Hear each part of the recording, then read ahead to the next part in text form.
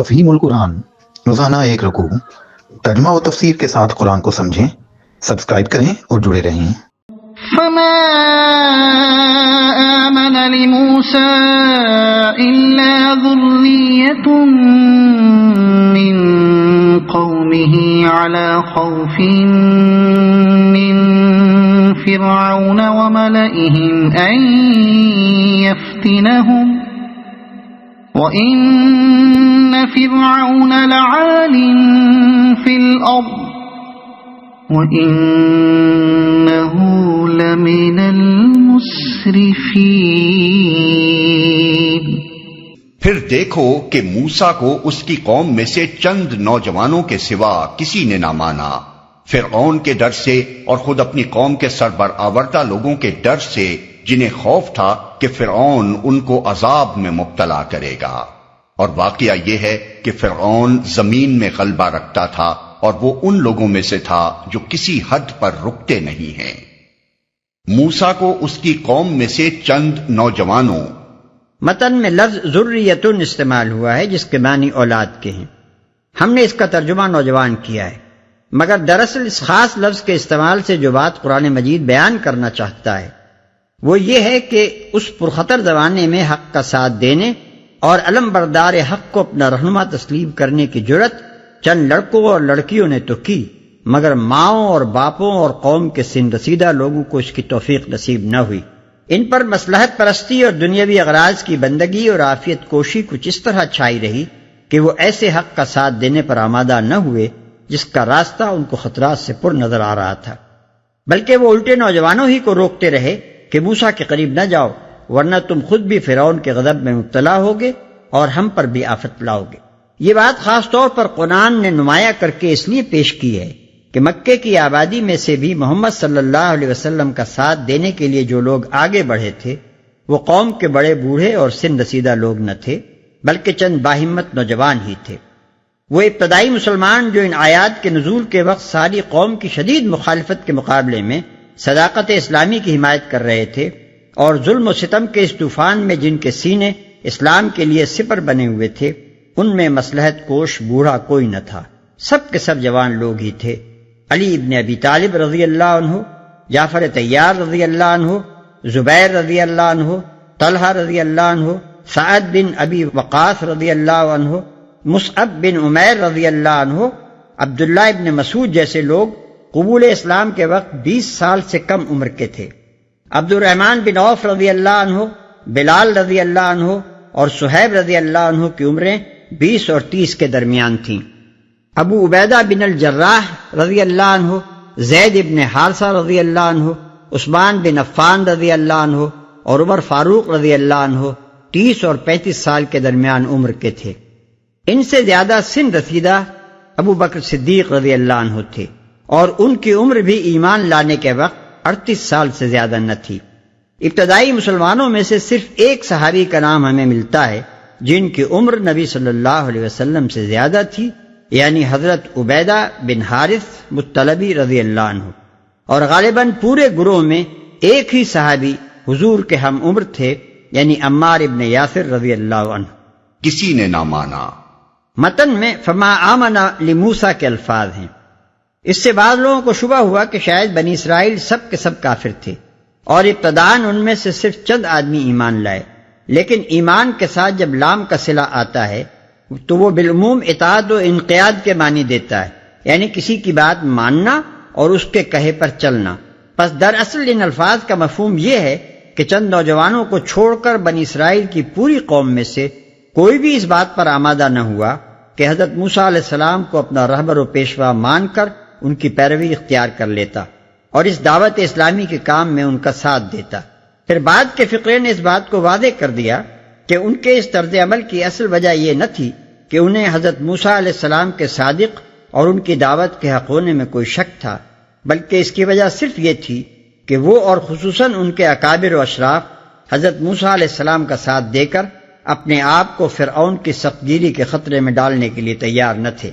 اگرچہ یہ لوگ نسلی اور مذہبی دونوں حیثیتوں سے ابراہیم، اسحاق، یعقوب اور یوسف علیہ السلام کے امتی تھے اور اس بنا پر ظاہر ہے کہ سب مسلمان تھے، لیکن ایک مدت دراز کے اخلاقی انحطاط نے اور اس پست ہمتی نے جو زیر دستی سے پیدا ہوئی تھی، ان میں اتنا بلبوتا باقی نہ چھوڑا تھا کہ کفر و ضلالت کی فرمانروائی کے مقابلے میں ایمان و ہدایت کا علم لے کر خود اٹھتے یا جو اٹھا تھا اس کا ساتھ دیتے۔ حضرت موسیٰ علیہ السلام اور فرعون کی اس کشمکش میں عام اسرائیلیوں کا طرز عمل کیا تھا، اس کا اندازہ بائبل کی اس عبارت سے ہو سکتا ہے۔ جب وہ فرعون کے پاس سے نکلے آ رہے تھے تو ان کو موسیٰ اور ہارون ملاقات کے لیے راستے پر کھڑے ملے۔ تب انہوں نے ان سے کہا کہ خداوند ہی دیکھے اور تمہارا انصاف کرے، تم نے تو ہم کو فرعون اور اس کے خادموں کی نگاہ میں ایسا گھنونا کیا ہے کہ ہمارے قتل کے لیے ان کے ہاتھ میں تلوار دے دی ہے۔ خروج باب 6 آیت 20 اور 21۔ تلمود میں لکھا ہے کہ بنی اسرائیل موسیٰ اور ہارون علیہم السلام سے کہتے تھے، ہماری مثال تو ایسی ہے جیسے ایک بھیڑیے نے بکری کو پکڑا اور چرواہے نے آ کر اس کو بچانے کی کوشش کی اور دونوں کی کشمکش میں بکری کے ٹکڑے اڑ گئے۔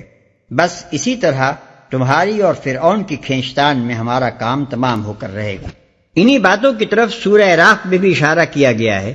کہ بنی اسرائیل نے حضرت موسیٰ علیہ السلام سے کہا کہ اوذینا من قبل ان تأتینا ومن بعد ما جئتنا، آیت 129۔ وہ ان لوگوں میں سے تھا جو کسی حد پر رکتے نہیں ہیں۔ متن میں لفظ مسرفین استعمال ہوا ہے جس کے معنی ہے حد سے تجاوز کرنے والا، مگر اس لفظی ترجمے سے اس کی اصل روح نمایاں نہیں ہوتی۔ مسرفین سے مراد دراصل وہ لوگ ہیں جو اپنے مطلب کے لیے کسی برے سے برے طریقے کو بھی اختیار کرنے میں تعامل نہیں کرتے، کسی ظلم اور کسی بد اخلاقی اور کسی وحشت و بربریت کے ارتکاب سے نہیں چوکتے،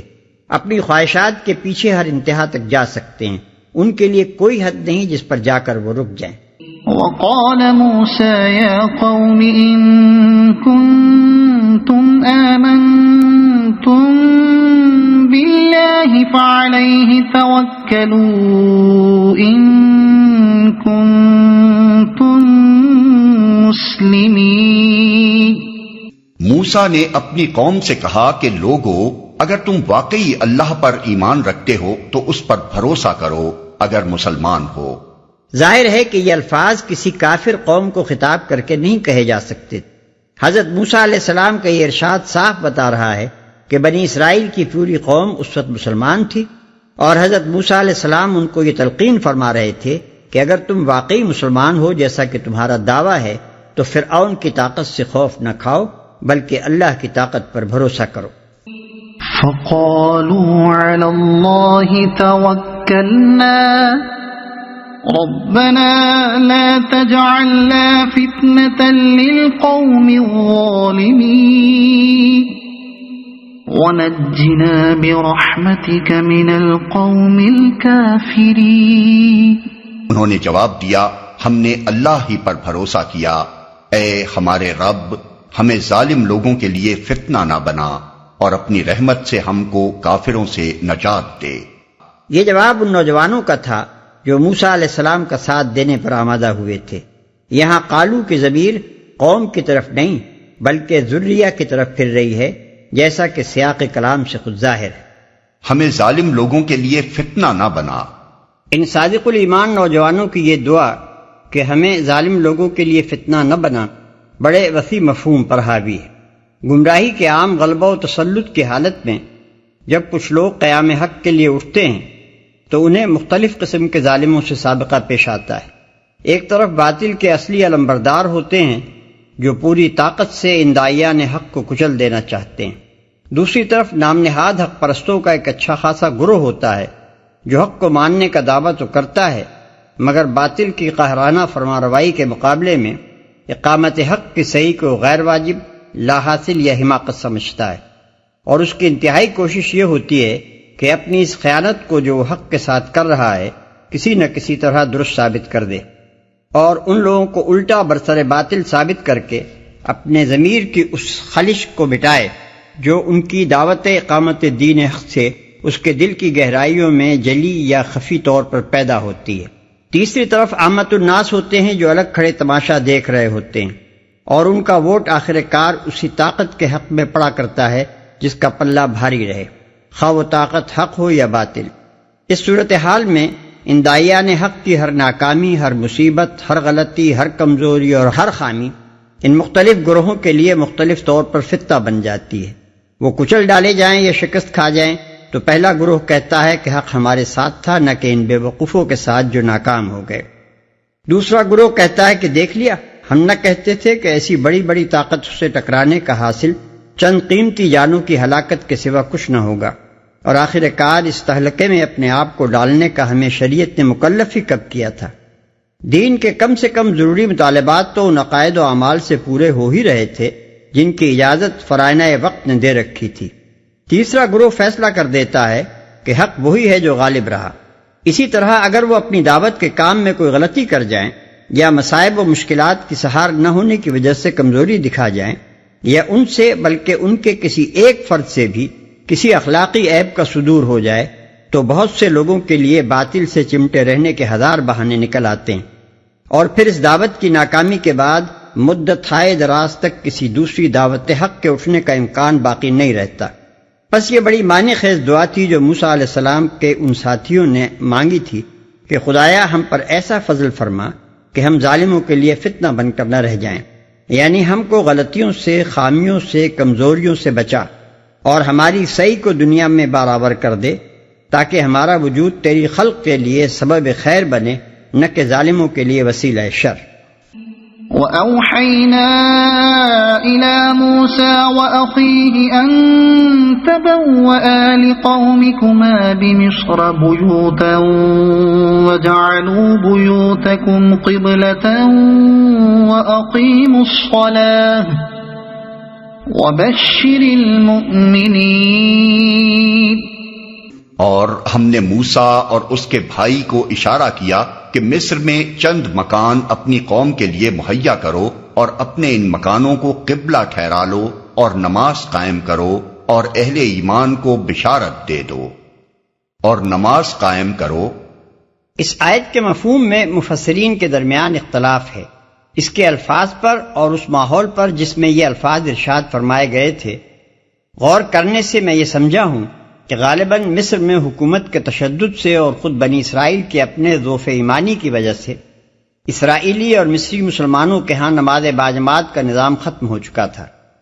اور یہ ان کے شیرازے کے بکھرنے اور ان کی دینی روح پر موت طاری ہو جانے کا ایک بہت بڑا سبب تھا۔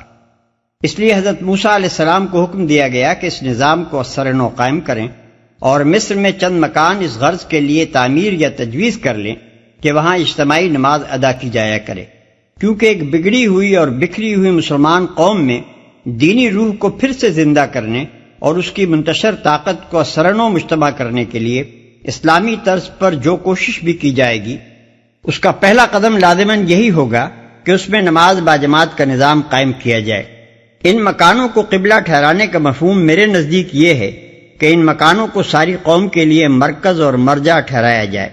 اور اس کے بعد ہی نماز قائم کرو کہنے کا مطلب یہ ہے کہ متفرق طور پر اپنی اپنی جگہ نماز پڑھ لینے کے بجائے لوگ ان مقرر مقامات پر جمع ہو کر نماز پڑھا کریں، کیونکہ قرآن کی اصطلاح میں اقامت صلاۃ جس چیز کا نام ہے اس کے مفہوم میں لازماً نماز باجماعت بھی شامل۔ بشارت دے دو، یعنی اہل ایمان پر مایوسی، مروبیت اور پژمردگی کی جو کیفیت اس وقت چھائی ہوئی ہے اسے دور کرو، انہیں پر امید بناؤ، ان کی ہمت بندھاؤ اور ان کا حوصلہ بڑھاؤ۔ بشارت دینے کے لفظ میں یہ سب معنی شامل ہیں۔ وقال موسى ربنا إنك آتيت فرعون وملأه زينة وأموالا في الحياة الدنيا ربنا ليضلوا عن سبيلك ربنا اطمس على أموالهم واشدد على قلوبهم فلا يؤمنوا حتى يروا العذاب الأليم۔ موسیٰ نے دعا کی، اے ہمارے رب، تو نے فرعون اور اس کے سرداروں کو دنیا کی زندگی میں زینت اور اموال سے نواز رکھا ہے۔ اے رب، کیا یہ اس لیے ہے کہ وہ لوگوں کو تیری راہ سے بھٹکائیں؟ اے رب، ان کے مال غارت کر دے اور ان کے دلوں پر ایسی مہر کر دے کہ ایمان نہ لائیں جب تک دردناک عذاب نہ دیکھ لیں۔ موسیٰ نے دعا کی، اوپر کی آیات حضرت موسیٰ علیہ السلام کی دعوت کے ابتدائی دور سے تعلق رکھتی ہیں، اور یہ دعا زمانہ قیام مصر کے بالکل آخری زمانے کی ہے۔ بیچ میں کئی برس کا طویل فاصلہ ہے جس کی تفصیلات کو یہاں نظر انداز کر دیا گیا ہے۔ دوسرے مقامات پر قرآن مجید میں اس بیچ کے دور کا بھی مفصل حال بیان ہوا ہے۔ زینت یعنی ٹھاٹھ، شان و شوکت اور تمدن و تہذیب کی وہ خوشنمائی جس کی وجہ سے دنیا ان پر اور ان کے طور طریقوں پر ریجھتی ہے، اور ہر شخص کا دل چاہتا ہے کہ ویسا ہی بن جائے جیسے وہ ہیں۔ اموال یعنی ذرائع اور وسائل جن کی فراوانی کی وجہ سے وہ اپنی تدبیروں کو عمل میں لانے کے لیے ہر طرح کی آسانیاں رکھتے ہیں، اور جن کے فقدان کی وجہ سے اہل حق اپنی تدبیروں کو عمل میں لانے سے عاجز رہ جاتے ہیں، جب تک دردناک عذاب نہ دیکھ لیں۔ جیسا کہ ابھی ہم بتا چکے ہیں، یہ دعا حضرت موسیٰ علیہ السلام نے زمانہ قیام مصر کے بالکل آخری زمانے میں کی تھی، اور اس وقت کی تھی جب پے در پے نشانات دیکھ لینے اور دین کی حجت پوری ہو جانے کے بعد بھی فرعون اور اس کے اعیان سلطنت حق کی دشمنی پر انتہائی ہٹ دھرمی کے ساتھ جمے رہے۔ ایسے موقع پر پیغمبر جو بددعا کرتا ہے وہ ٹھیک ٹھیک وہی ہوتی ہے جو کفر پر اصرار کرنے والوں کے بارے میں خود اللہ تعالیٰ کا فیصلہ ہے، یعنی یہ کہ پھر انہیں ایمان کی توفیق نہ بخشی جائے۔ قال قد أجيبت دعوتكما فاستقيما ولا تتبعان سبيل الذين لا يعلمون۔ اللہ تعالیٰ نے جواب میں فرمایا، تم دونوں کی دعا قبول کی گئی، ثابت قدم رہو اور ان لوگوں کے طریقے کی ہرگز پیروی نہ کرو جو علم نہیں رکھتے۔ جو لوگ حقیقت کو نہیں جانتے اور اللہ تعالیٰ کی مصلحتوں کو نہیں سمجھتے، وہ باطل کے مقابلے میں حق کی کمزوری اور اقامت حق کے لیے صحیح کرنے والوں کی مسلسل ناکامیاں اور ائمہ باطل کے ٹھاٹھ اور ان کی دنیاوی سرفرازیاں دیکھ کر یہ گمان کرنے لگتے ہیں کہ شاید اللہ تعالیٰ کو یہی منظور ہے کہ اس کے باغی دنیا پر چھائے رہیں، اور شاید حضرت حق خود ہی باطل کے مقابلے میں حق کی تائید کرنا نہیں چاہتے۔ پھر وہ نادان لوگ آخر کار اپنی بدگمانیوں کی بنا پر یہ نتیجہ نکال بیٹھتے ہیں کہ اقامت حق کی صحیح لا حاصل ہے، اور اب مناسب یہی ہے کہ اس ذرا سی دینداری پر راضی ہو کر بیٹھ رہا جائے جس کی اجازت کفر و فسق کی سلطانی میں مل رہی ہو۔ اس آیت میں اللہ تعالیٰ نے حضرت موسیٰ علیہ السلام کو اور ان کے پیرووں کو اسی غلطی سے بچنے کی تاکید فرمائی ہے۔ ارشاد خداوندی کا منشا یہ ہے کہ صبر کے ساتھ انہی ناموافق حالات میں کام کیے جاؤ، کہیں ایسا نہ ہو کہ تمہیں بھی وہی غلط فہمی ہو جائے جو ایسے حالات میں جاہلوں اور نادانوں کو عموماً لاحق ہو جایا کرتی ہے۔ وجاوزنا ببني إسرائيل البحر فأتبعهم فرعون وجنوده بغيا وعدوا حتى إذا أدركه الغرق قال آمنت أنه لا إله إلا الذي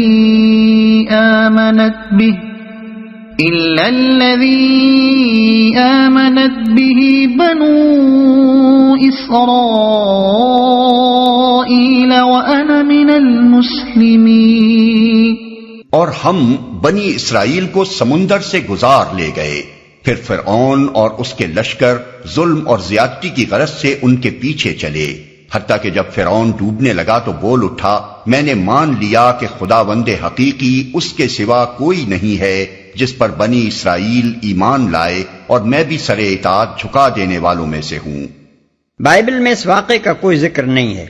مگر تلمود میں تصریح ہے کہ ڈوبتے وقت فرعون نے کہا، میں تجھ پر ایمان لاتا ہوں، اے خداوند تیرے سوا کوئی خدا نہیں۔ الآن وقد عصيت قبل وكنت من المفسدين فاليوم ننجيك ببدنك لتكون لمن خلفك آية وإن كثيرا من الناس عن آياتنا لغافلون۔ جواب دیا گیا، اب ایمان لاتا ہے، حالانکہ اس سے پہلے تک تو نافرمانی کرتا رہا اور فساد برپا کرنے والوں میں سے تھا۔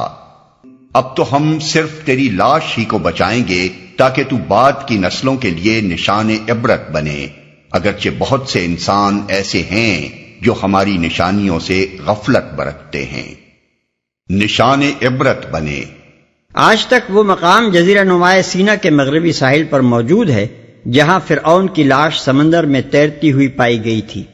اس کو موجودہ زمانے میں جبل فرعون کہتے ہیں، اور اسی کے قریب ایک گرم چشمہ ہے جس کو مقامی آبادی نے حمام فرعون کے نام سے موسوم کر رکھا ہے۔ اس کی جائے وقوع ابو زنیمہ سے چند میل اوپر شمال کی جانب ہے، اور علاقے کے باشندے اسی جگہ کی نشاندہی کرتے ہیں کہ فرعون کی لاش یہاں پڑی ہوئی ملی تھی۔ اگر یہ ڈوبنے والا وہی فرعون منفتح ہے جس کو زمانہ حال کی تحقیق میں فرعون موسیٰ قرار دیا ہے، تو اس کی لاش آج تک قاہرہ کے عجائب خانے میں موجود ہے۔ 1907 میں سر گریفٹن ایلیٹ اسمتھ نے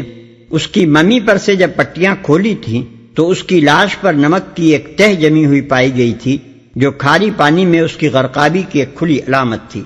جو ہماری نشانیوں سے غفلت برتتے ہیں۔ یعنی ہم تو سبق آموز اور عبرت انگیز نشانات دکھائے ہی جائیں گے، اگرچہ اکثر انسانوں کا حال یہ ہے کہ کسی بڑی سے بڑی عبرتناک نشانی کو دیکھ کر بھی ان کی آنکھیں نہیں کھلتی۔ اگر آپ کو یہ ویڈیو پسند آئی ہو تو اسے لائک کریں، دوسروں تک پہنچانے کے لیے شیئر کریں، اور مزید ایسی ہی معلوماتی ویڈیوز کے لیے ہمارے چینل عبد المالک ہاشمی کو سبسکرائب ضرور کریں۔ نئی اپڈیٹس کے لیے بیل آئیکن دبائیں تاکہ آپ کو ہماری ہر نئی ویڈیو بر وقت مل سکے۔ آپ کی حوصلہ افزائی ہمیں مزید بہترین مواد بنانے میں مدد دے گی۔ شکریہ۔